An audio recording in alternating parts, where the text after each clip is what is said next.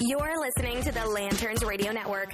We are the network dedicated to empowering the individual, illuminating the truth, defending American exceptionalism, and inspiring future generations. Stay connected and get involved at lanterns.buzz. For great radio, get commentary and news of the day. Lanterns.buzz.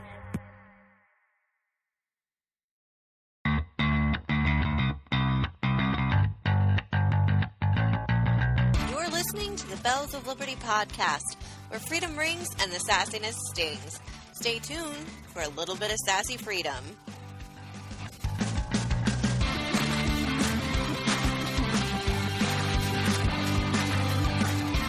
You are listening to the Bells of Liberty on the Lanterns Radio Network. Thank you so much for joining us tonight. We are always very grateful for our listeners sharing their time with us at least once a week, and we hope tonight will be no exception.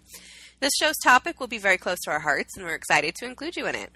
As some of you might know, April is Autism Awareness Month, and although I think it's safe to say people are as aware of autism as they might be of breast cancer or other conditions, they might not necessarily be aware of what an autism diagnosis means, not only for the child, but for their family as well. As some of you may remember from previous episodes, our friend and part-time Bells contributor Rocky is mom to a beautiful little girl who has been diagnosed with autism. So in honor of Melissa, or as I lovingly call her, Baby Rocky, we've invited Rocky to join us tonight to give us not only some knowledge on the subject, but a look into autism from the perspective of a mother who has had to learn how to support and nurture a child who has an ASD diagnosis. Also, Sammy and I have experienced through our respective careers that have allowed us the opportunity to work with children on the spectrum, which is both rewarding and challenging to say the least, so we have our own stake in the matter.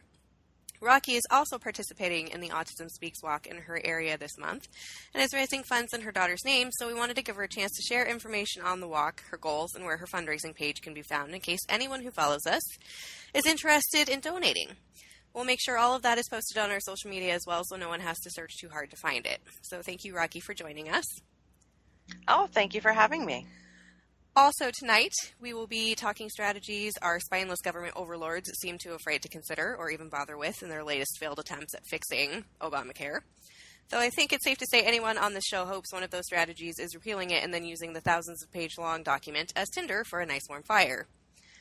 We'll be continuing with the latest section of our Constitutorials, where we're just going to move right along into Article 1 and its delightful sections, just in time to finish up with everyone's, or at least our favorite, Ring the Bell segment, where we get to have a little fun talking about articles we saw in passing that made us want to punt our mobile devices and computers into the nearest traffic. So let's get started. Hi. So, as Gina mentioned previously, the month of April is Autism Awareness Month, and unlike all of the other awareness months that exist in the U.S. calendar year that make not much of a difference to most of us, Autism Awareness Month is probably the one that impacts me the most. As you recall from previous podcasts, I have mentioned that my daughter, Melissa, is special needs. My daughter was diagnosed with autism in September of 2014. We noticed that there were some delays in her speech.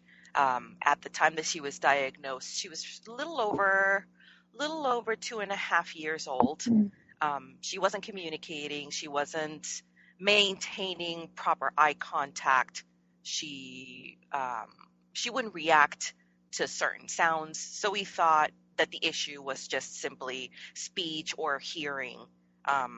We had her professionally evaluated, and the diagnosis came as a shock to my husband and I when we were told that she was mild to moderate in the autism spectrum.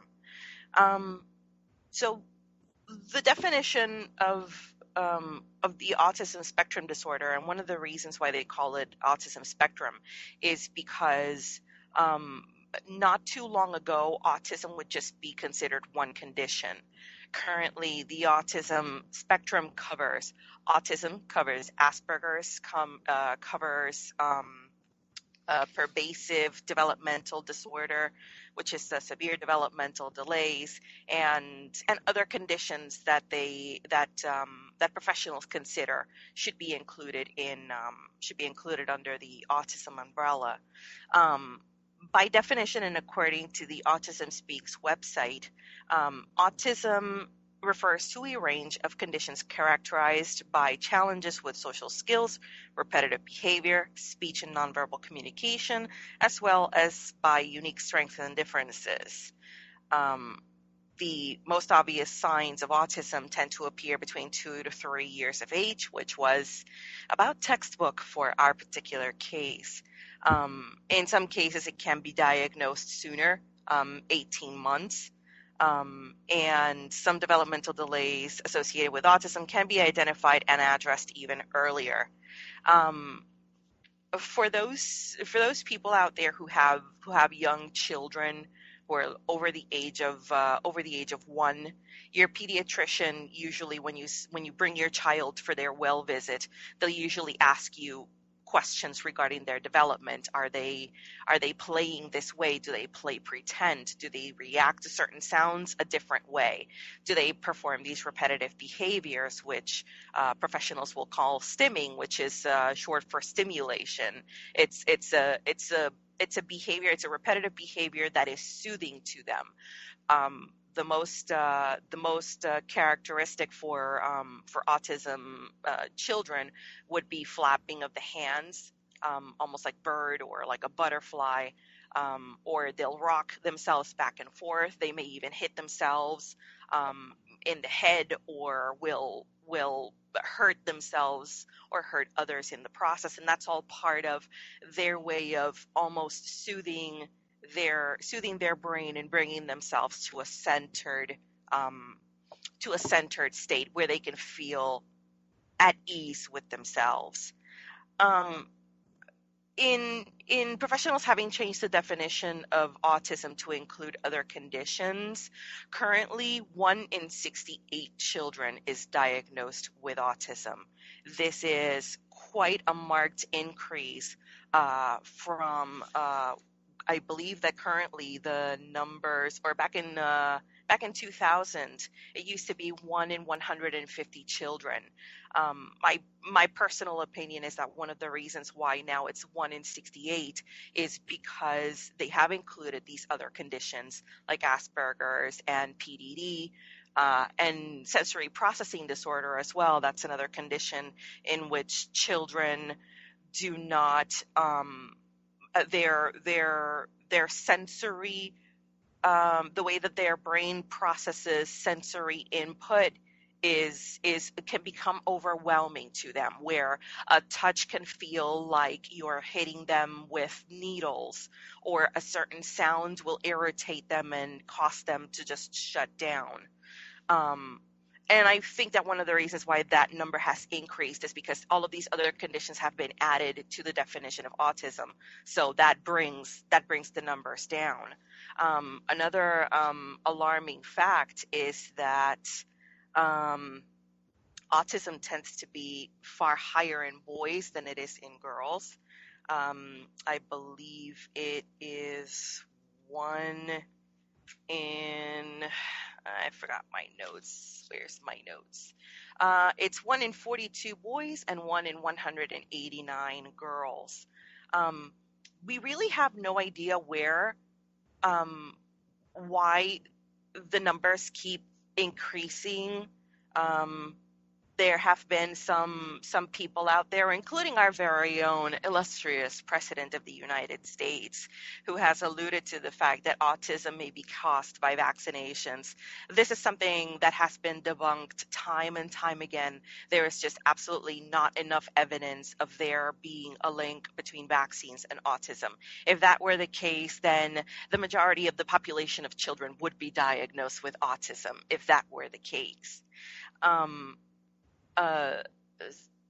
Autism, by being a spectrum, just because you've met one child with autism doesn't mean that you've met all of them, but you can certainly identify you can certainly identify patterns that, in my experience and in my having met other parents and other children with autism, you will see certain patterns like the repetitive stimming, perhaps certain vocalizations that they'll make, in which they'll repeat certain sounds, or they'll make a whooping sound or anything like that.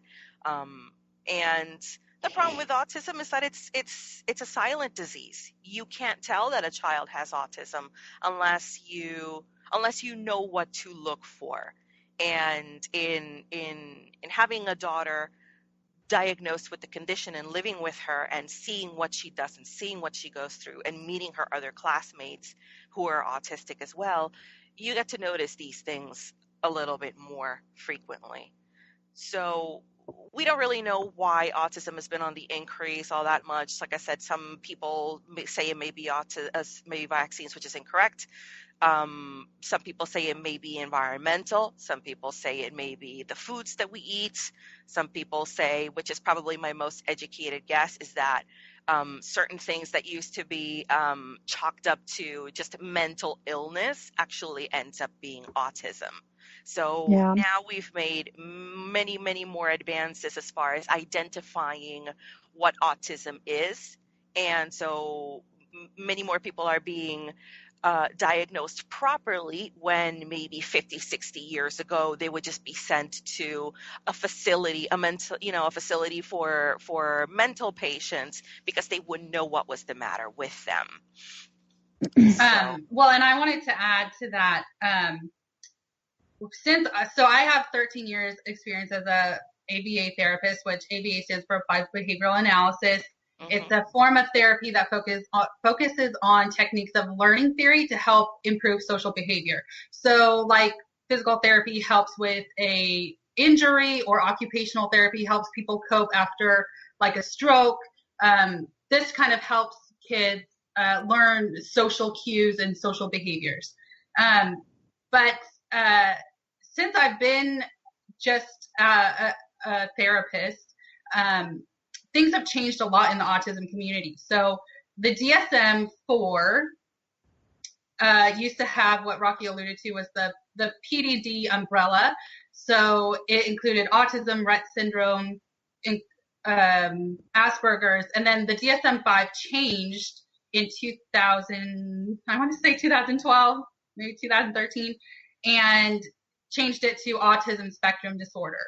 And the interesting fact is 22% of people who had an Asperger's diagnosis actually lost their coverage to autism services, because they now require, for a diagnosis, you have to qualify in all 4 categories to some degree, meaning there has to be some sign in all 4 categories. Not that all 4 categories are the most extreme, but to receive the autism diagnosis now, you have to, that's how they are rendering the diagnoses now. Mm-hmm. And one thing, to enter into another point, at least in my experience as the parent of an autistic child, it's really difficult for me as a parent to not be able to get my daughter the help that she needs. I live in the Tampa area, and a sensory gym opened at the beginning of the year, where kids within the autism spectrum and typical children can also attend the gym. It's very nice. I've had the chance to network with other parents, and our bone of contention has been the lack of resources, particularly in the state of Florida, for parents with autistic children. Health insurance doesn't cover very much. I have private insurance through my employer, and I actually contacted them recently to find out what my options were as far as providing my daughter with any kind of additional speech therapy and perhaps ABA therapy, because she hasn't had any since probably the beginning of 2015. And of course, this is a health insurance that I'm paying into through my paycheck. And the gentleman on the other line very nicely told me, your daughter only gets 30 30 visits per calendar year. Your copay will be $25, which is a very reasonable amount. And anything in excess of those 30 visits, it's out of pocket. I'm like, lovely. So here we are living in the fantastic state of Florida, a 2 working parent household with a special needs child. And the only coverage that my private health insurance provider can give me is 30 visits. I've met other parents who, through different means, have their children under Medicaid or any kind of different coverage that's not provided through a private organization, and they get all of their therapies covered. But these are people who are low income, or these are people who are caring for children that are not their own, like is the case with I've met a couple of people who are taking care of grandchildren, and as a result they get to just list this child as a dependent, but the person, the grandparents aren't working, so they're able to participate in Medicaid. So here they are, through the government they're getting therapies, but then for people like my husband and I who work and may not necessarily have the financial means or the immediate financial means to give our daughter what we need, we get shortchanged, and I find that to be very, very unfair. But luckily, social or different companies have begun to create more awareness about autism and how people with autism should be treated in social settings. And one thing that made me very, very happy recently was the release of a character named Julia in Sesame Street. Julia is a Muppet that was created based off of a puppeteer who has a son with autism. This mother very bravely handles the puppet, and a lot of the characteristics that she sees in her child, she has merged with this character so that they can bring these situations to the world of a regular child and regular children, so that they see that just because a child may act a little bit differently doesn't mean that they should be treated as weird or strange or be ostracized, which is something that in my experience happens a lot with children with autism, where children aren't educated in how they should treat children who behave a little bit differently than they are. So at least that makes me very happy. I hope that Children's Television Workshop maintains the character of Julia as a permanent fixture of the Muppets, not just a one-time deal. So at least that makes me very happy to know that some companies are making an attempt to making autism and people with autism a little bit more mainstream than what it actually is. That's pretty cool. Yeah, I was really excited to see Julia. We're running into a break right now. And our next topic is actually on healthcare. And one of the points is going to address Rocky's issue with the Florida exchange insurance companies not having adequate coverage for autism services. So stick with us and we'll be back in just a minute.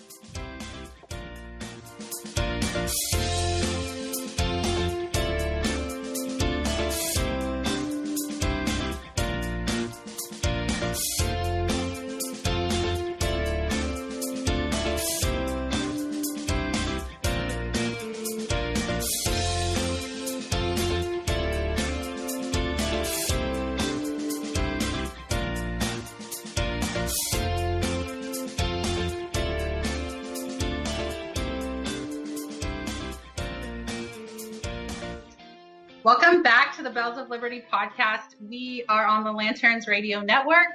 We just had our topic on autism, and Rocky brought up a really great point about the different discrepancies in care in different state exchanges. And as you all know, last week the GOP let us down big time with their failure to repeal any part of Obamacare. And then Trump said, well, if you're not going to do it, you just have to keep it. And so we had a lot of people on the right are very upset because they had 8 years to think of a better plan, and they left it to the last 17 days, and we got nothing. So now we are dealing with people like Ann Coulter who are saying, let's just oversimplify it, let insurance companies write insurance policies, and let people buy them. But if it were really that simple, before Obamacare was implemented, we wouldn't have had a need for Obamacare because there were many people who were not covered. So now we are dealing with people talking about their different various ideas on how to fix the healthcare system. And so I thought, let's just throw some out there that have been around for a while, ideas that we already like, and go from there. So starting, Scott Ehrlich from thefederalist.com wrote an article called 3 Non-Stupid Strategies for Republicans to Reverse Obamacare Failures. And his 3 strategies are: 1, repeal Obamacare completely effective 2020. So that gives people a few years to find a new plan if they are in that gap of people who would lose coverage. Number 2 is immediately stop the Medicaid expansion, which makes sense because the people who are getting all of the Obamacare subsidies and are on the exchanges are people who are already eligible for Medicaid. But that obviously doesn't fix the problem, but just saying stop taking more taxpayer dollars and telling the taxpayer how they're going to be spent. Those dollars are going to be spent. And the third is vote through popular single items line by line and let them die or live based off of their own individual merits instead of attaching them to different riders that can cause the entire thing to crumple like we saw last Friday.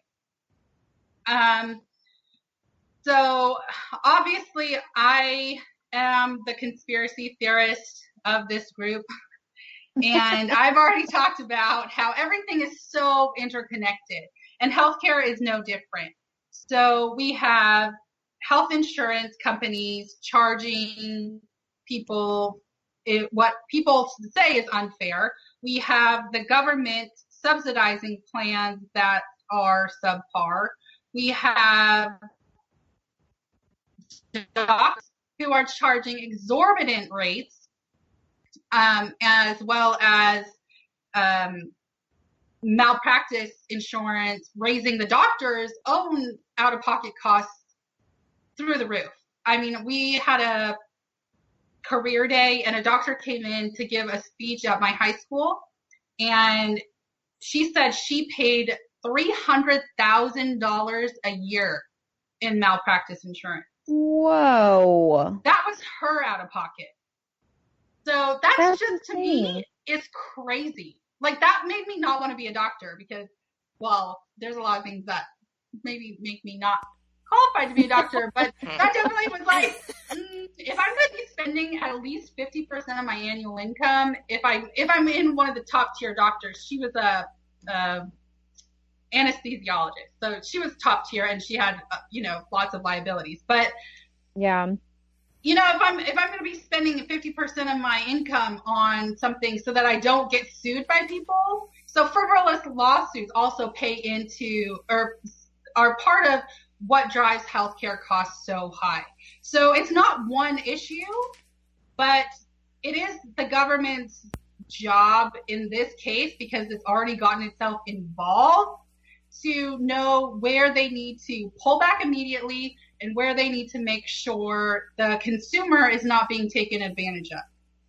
Yeah, and I agree that we should not make it like comprehensive or nothing at all. It can be like, well, this is a problem, so let's go ahead and get rid of this, or let's vote this in so that'll help, and have it just be simple things. I was listening to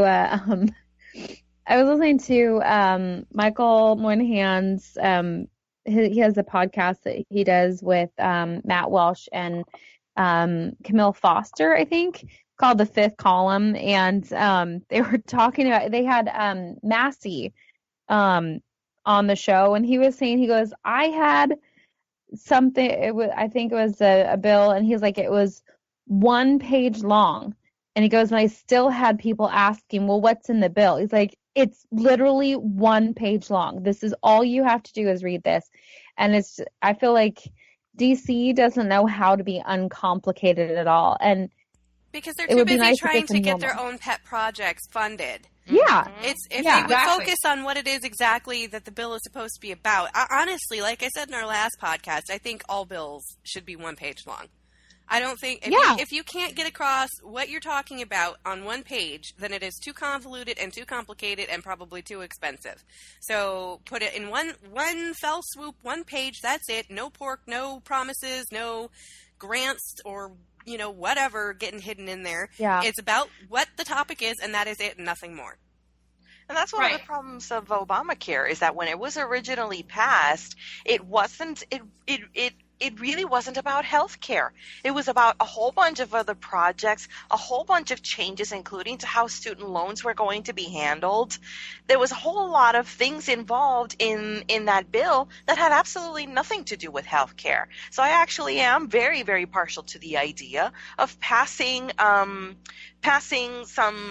bill covering 1 or 2 issues, and let's try and take off about as much damage as we possibly can to Obamacare. If we can't repeal it completely, let's start pulling teeth. Let's start taking away those things that are the most concerning from the bill, and we'll work on something later. But let's start, cutting back on some of those things that the original Obamacare legislation had that is just horrible. There's absolutely no reason why they can't just repeal it. There's no reason other than they're spineless twerps.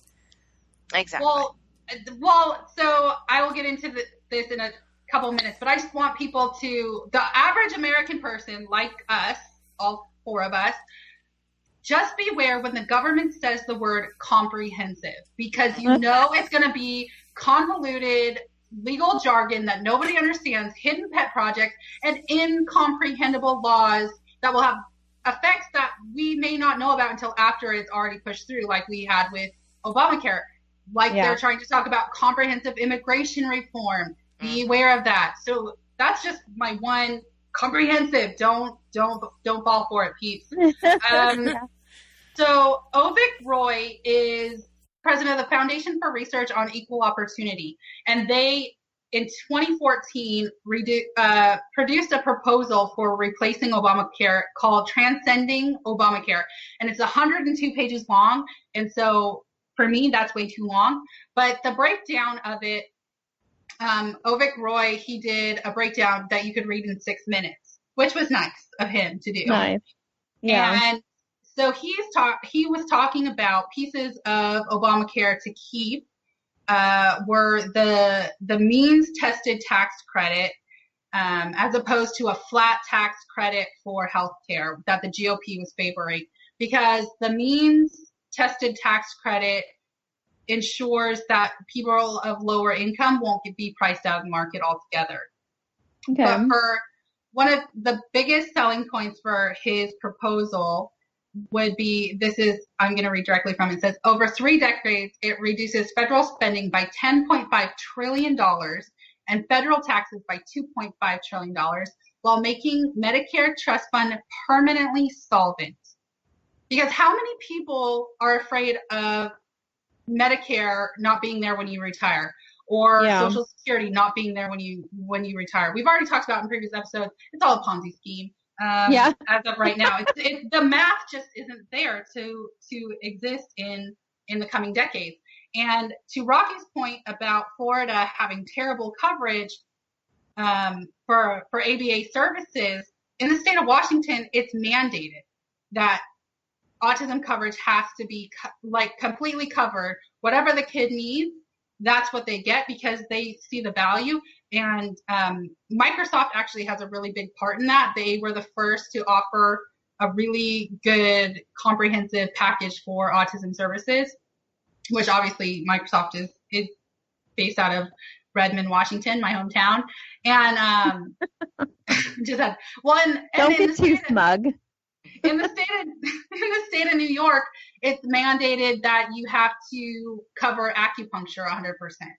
And another thing about the state of Washington is that naturopaths are legally acceptable to be primary care providers. So every state has something different. And so opening up these state exchanges would mean if Rocky wanted the comprehensive autism coverage, she could, in Florida, buy a plan from Washington State.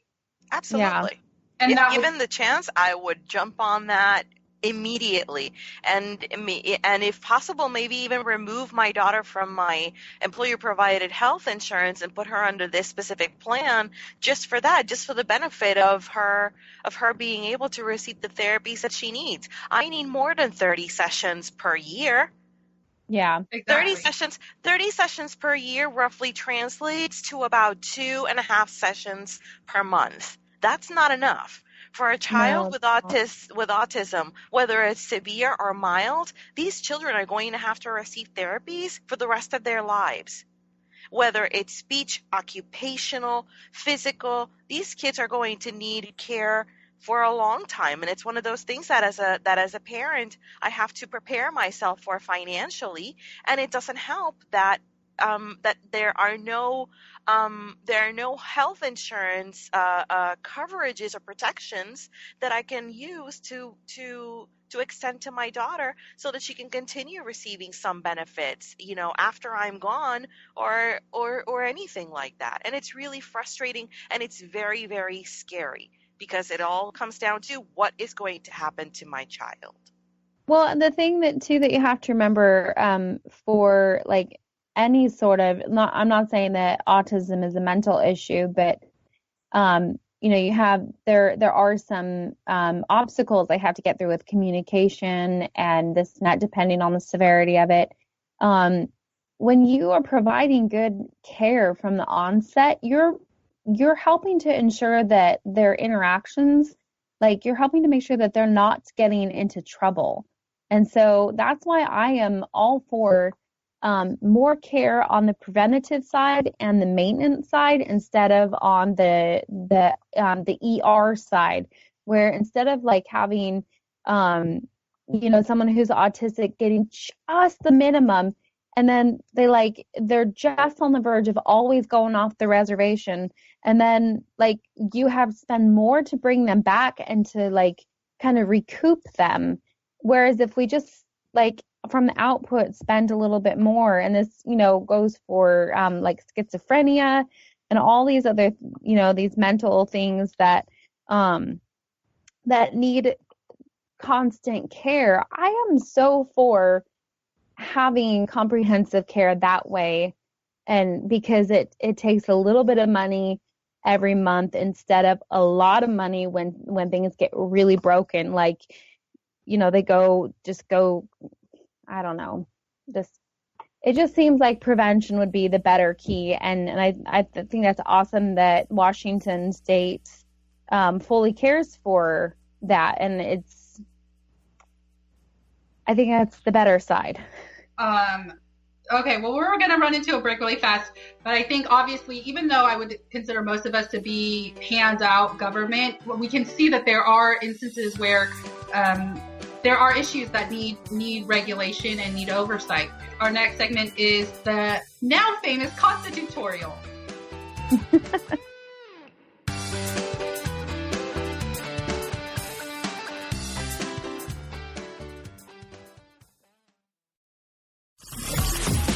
You're listening to the Lanterns Radio Network.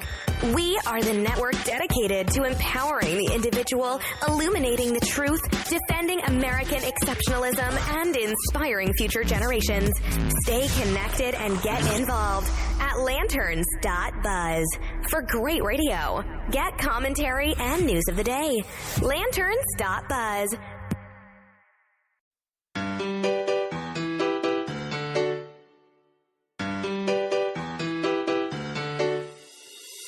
Welcome back to the Bells of Liberty on Lanterns Radio Network. Last week we debuted a new segment called Constitutorials where we covered the preamble, and this week Gina is going to teach us about Article 1. Yes, I am. So settle down, class. This is not for credit. Now that we're talking, we've moved on from the preamble and we're moving into Article 1. In a nutshell, the purpose of Article 1 describes the design of the legislative branch of the United States government. Its main focus being separation of powers between branches of government, or the checks and balances we should be seeing, the process and essentially rules of how senators and representatives are elected, and the process of making laws. There are 10 sections in Article 1, but to save on time, we will be focusing on Section 1 and 2 today. So Section 1 of Article 1 is literally just that all legislative powers herein granted shall be vested in a Congress of the United States, which shall consist of a Senate and a House of Representatives. As the articles in the Constitution progress, it becomes more and more clear that no other power in the government is allowed to exercise the same power. Interestingly enough, the idea of checks and balances wasn't actually well favored when the framers were drafting the Constitution and its subsequent decisions on how the United States government should function, because it was drawn from Great Britain, and many violations of the separation of powers were commonplace, which led to many of the articles in their sections that we see now being written the way that they are. Essentially, what they wanted to see happen was each branch, legislative, judicial, and executive, have its own unique and easily identifiable function. For instance, power of vetoing goes to the president, as we all know, in the executive branch. The Senate has the power of appointment of executive officers or judges. We've been seeing that through the Senate going through confirmation hearings with each of Trump's appointees, like Neil Gorsuch for SCOTUS, and treaty-making processes. The House has the power of impeachment, determining if someone should be impeached or not, and so on. There's actually some quotes from James Madison that suggested that and I quote, "The security against concentration of powers consists in giving to those who administer each department the necessary constitutional means and personal motives to resist encroachments of the others. Thus, ambition must be made to counteract ambition. The interest of the man must be connected with the constitutional rights of the place." So essentially, the whole point of these separations was to sort of counteract each other so that no one branch has more power than another. Which is hard to believe that that was ever the case, given the enormous overreach we see almost every day within our government today. Congress is the legislative branch of government, meaning they make the laws in the United States. However, it's a bicameral legislature, which means Congress is made up of two sections, which we know as the Senate and the House of Representatives. Let me try that again. So, obviously, as we know, the Senate is made up of two senators from every state. So, for instance, I'm from Iowa. My senators are Joni Ernst and Chuck Grassley. Washington State are Patty Murray, who Sammy just adores.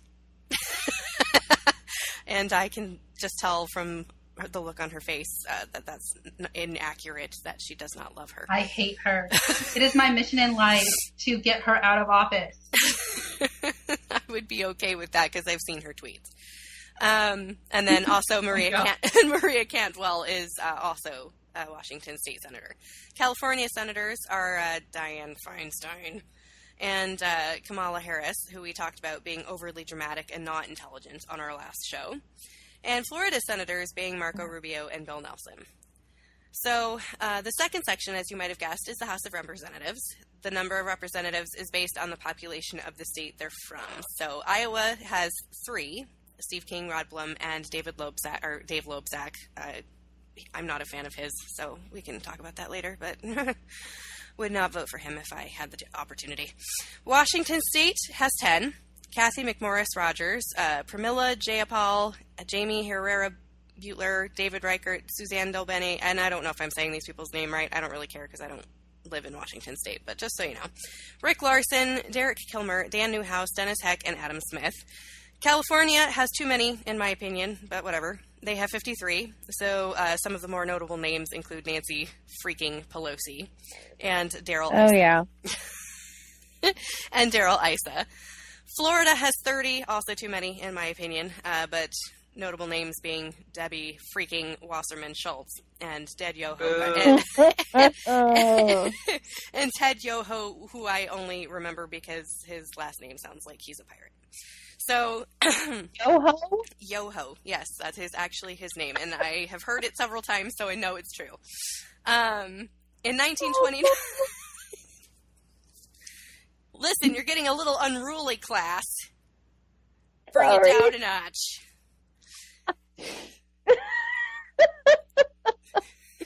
Oh man, I just got the angry unicorn. Yes, you deserved it. So, moving on from Yoho.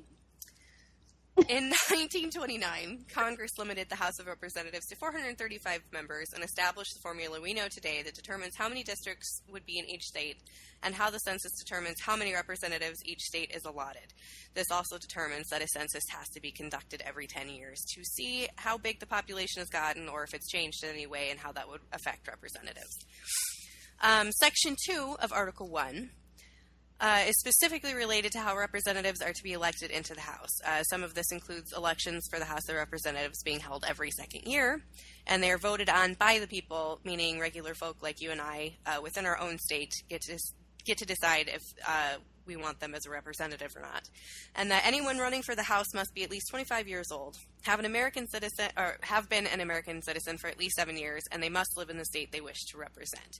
So that's actually pretty simplistic. Those are the first two sections of Article 1. And I feel like might be just the cusp of what people know regarding the Constitution, and in that particular, I don't know that anyone would be able to go, yeah, that's Article 1, unless you're Ted Cruz. But I think it's pretty straightforward and really lays out the foundation of how our legislative branch of government works. So we'll post some links to our constitutional library that we've been using. I found some interesting quotes as I was researching this, learned a little bit. I know a little bit about the Constitution, obviously. I do have my handy-dandy pocket Constitution in the glove box of my car, just in case anybody wants to sit back and read with me. But it was a little bit more informative to me than I was expecting. So, does anybody have anything they'd like to add? I do have something. So, I could have saved everyone the past election of Hillary Clinton versus Donald Trump, because the House of Representatives holds the power of impeachment, but it's not limited to the president and vice president. It also includes people who hold cabinet positions. So Secretary of State is impeachable, and you can impeach them after they are already out. And one of the punishments of impeachment is being barred from ever holding future office. So if we would have had the House and the Senate prior to the primary season, we could have impeached Hillary Clinton from ever holding office for her actions in Benghazi, for her server fiasco. Wait, you mean you don't keep a server in your bathroom? I don't. You don't. It's not just limited to a criminal case or the FBI. The House of Representatives actually can start that process themselves without other agencies. Huh. Plus, that also means that we can do the same thing for Eric Holder and Loretta Lynch. Wouldn't we? Yes. Oh. Something to look forward to. There's an idea. It's so funny that you people think any of that is ever going to happen. Ever. Well, a girl can dream, can't she? It is constitutionally sound. And if more people knew, they would maybe participate in more local elections. So, fantastic. We're trying to break this down into manageable chunks for people who maybe are not Constitution nerds and don't have pocket constitutions. Jana's mom actually sent me my pocket constitution, so I have one as well. You're welcome. That's fun. So I'm in the cool kid club. I have several, so if you need me to send them, I can. I also have one that was signed by Ted Cruz, so I'm feeling like cool. super rock Put that star. one in the vault. Oh yeah, definitely. That's a putting that in Liberty State. I actually found one of my old textbooks from like when I was homeschooled years ago. And it's government and economics, and it has the Constitution in there and breaks it all down. So I'm like, I think I need some study time. I got spring break. I can go through this. But it is fascinating, and then I feel like such a nerd for finding it fascinating. Oh, I have my own constitutional law textbook that I just picked up at the used bookstore just to read. So So awesome. I love that. This nerd culture is catching, apparently. But we have to go into a break. Next up, we are doing Ring the Bell, so stick with us.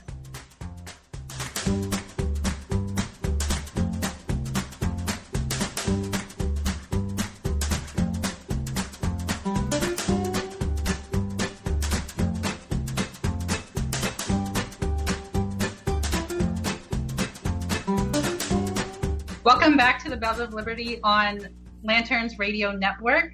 This is our final segment of the show. It's called Ring the Bell.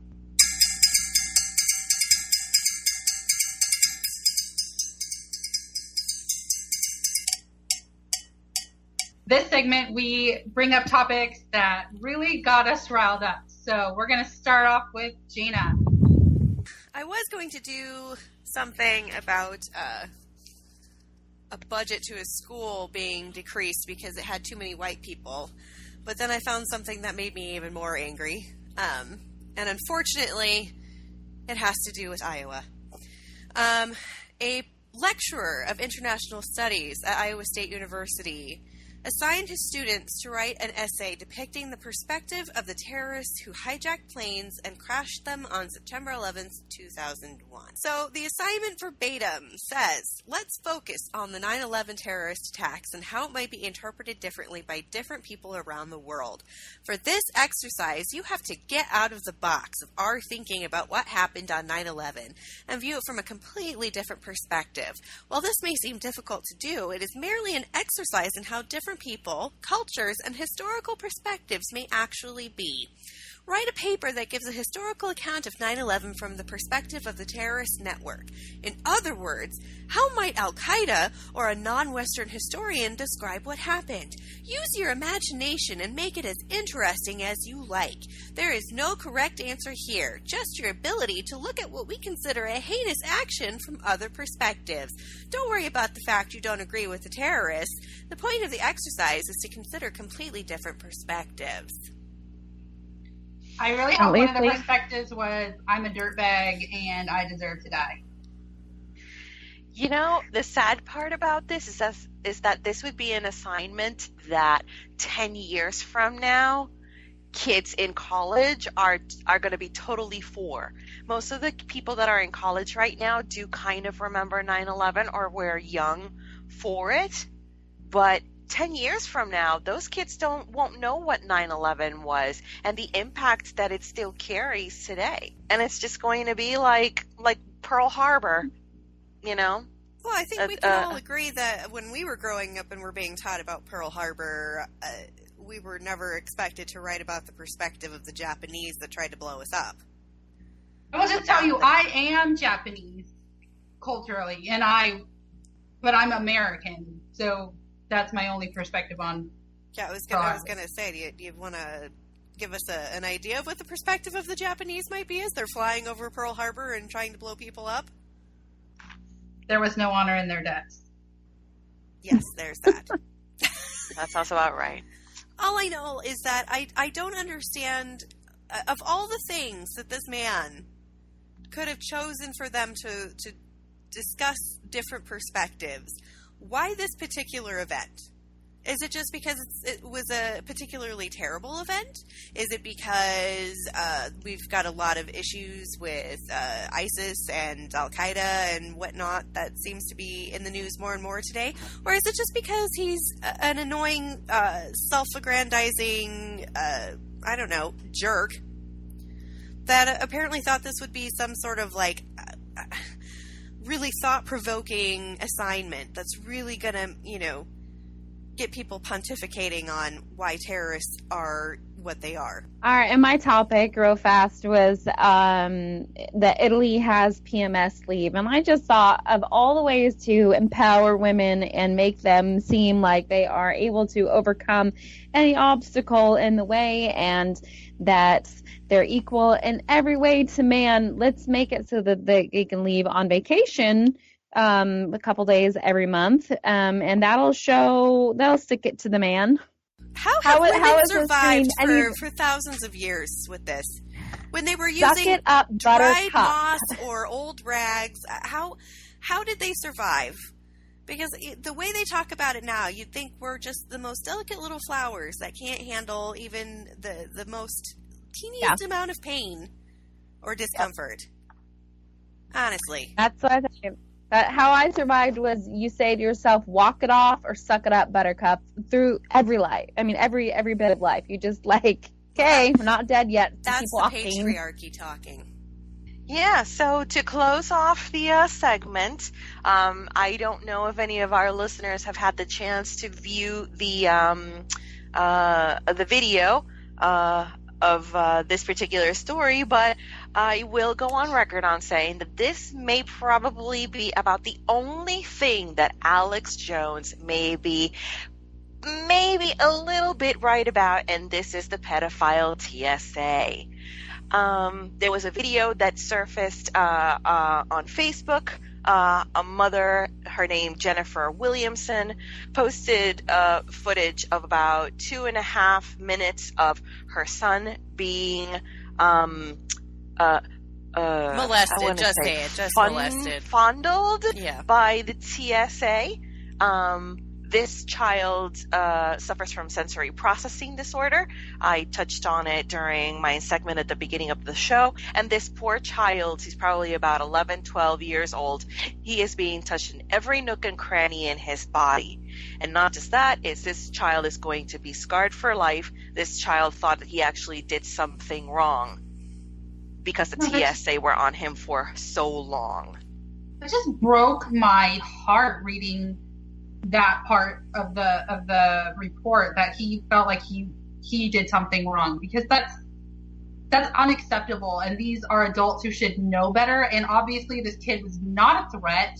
She said she had contacted them before about him having the sensory processing disorder, which this happens all the time, that the TSA goes off and says, yeah, well, if you give us a heads up that you're coming through, we'll make arrangements so that this sort of thing this won't happen.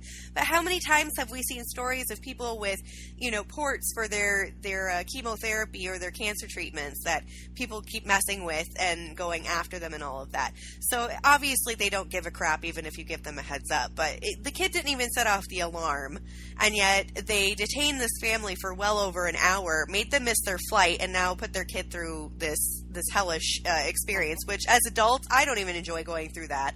So I can't even imagine a kid going through that. All right, ladies. Well, that was our round of Ring the Bell. We got to close out the show, but we do want to touch on Rocky is doing a fundraiser for Autism. Is it Autism Speaks? It's for Autism Speaks, yes. I'll be participating in the one for Tampa Bay. That will happen on April 22nd, 2017. The link for the fundraiser page will be on the Bells of Liberty webpage, so please donate. Any amount is fine. We just want to make sure that these funds go to Autism Speaks. They are doing a lot of advocating, and they're helping a lot of families like my own and others out there get the resources that they could need to make their lives a little bit better. All right. Well, we'll make sure that that's posted on our social media if anyone's interested in taking a look and donating. We'd all be really grateful for that. If you're interested in following us on social media, our Facebook page is at The Bells of Liberty. Our Twitter is at Bells of Liberty. And of course, we are with the Lanterns Radio Network, so all of our shows can be found on Spreaker, SoundCloud, iTunes, and Google Play. Lanterns.buzz is the Lanterns Radio Network page, where if you do miss us live on Spreaker, you can listen to us at 10 a.m. and at 8 p.m. Central Time on Lanterns.buzz. we'll hopefully see you next week, and thanks for dropping by. See ya. Bye. Bye.